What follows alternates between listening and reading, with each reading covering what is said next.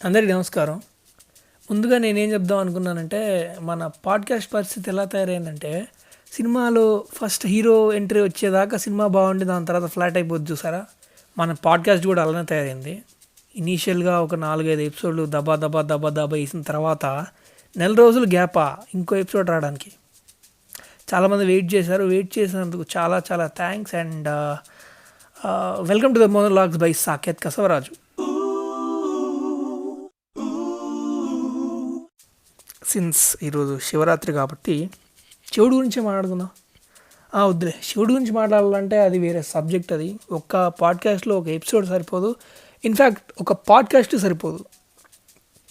కాబట్టి నాకు చాలా ఇష్టమైన సాంగ్ సదాశివ సాంగ్లో ఒక పర్టికులర్ బిట్ ఉంటుంది కాబట్టి నాకు చాలా ఇష్టం. అది దాని గురించి మాట్లాడుకుందాం. సో ఆ సాంగ్ వినేటప్పుడు మోస్ట్ ఆఫ్ ద పీపుల్కి కళ్ళు మూసుకుంటే మహేష్ బాబు గుర్తొస్తాడు.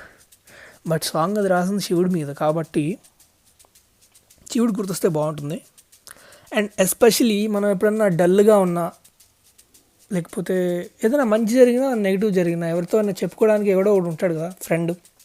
అదే వెన్ను తట్టి ప్రోత్సహించడానికి ఎవడో ఒకటి ఉంటాడు కదా. కొంచెం ఎక్కువ తెలుగు వాడేస్తున్నాను, ఫ్లోలో వచ్చేస్తుంది, డోంట్ మైండ్. సో అలాంటి టైమ్స్లో మనం అర్జెంటుగా ఏదైనా మంచి జరిగినా చెడు జరిగినా ఒకటికి కాల్ చేసుకొని చెప్పుకుంటాం, అరే ఇది జరిగిందిరా ఈరోజు అని చెప్పి. సూపర్ రా, నీకు అది జరగాల్సిందే అంటాడు వాడు కూడా. అలానే చెడు జరిగినప్పుడు కూడా, అరే అనుకున్నట్టు జరగలేదురా ఈరోజు, పర్లేదులేరా, రేపు ఎప్పుడన్నా మంచిది జరుగుతుంది నీకని. ఈ సాంగ్ కూడా అలాంటిది యాక్చువల్లీ. కాకపోతే ఆ కోర్ మనకి ఇంకా అర్థం కాదు వింటున్నప్పుడు.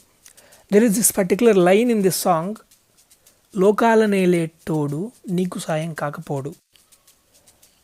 మనకి నిజంగా ఏ ఫ్రెండ్స్ లేనప్పుడు, ఒంటరిగా రూమ్లో కూర్చున్నప్పుడు ఖచ్చితంగా అందరికీ దేవుడు గుర్తొస్తాడు కదా, ఏదో ఒకటి చెప్పుకోవడానికి.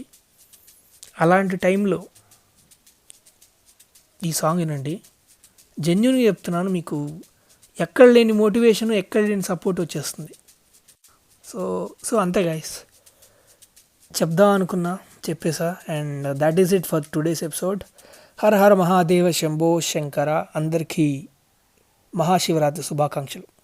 మళ్ళీ నెక్స్ట్ ఎపిసోడ్లో కలుద్దాం.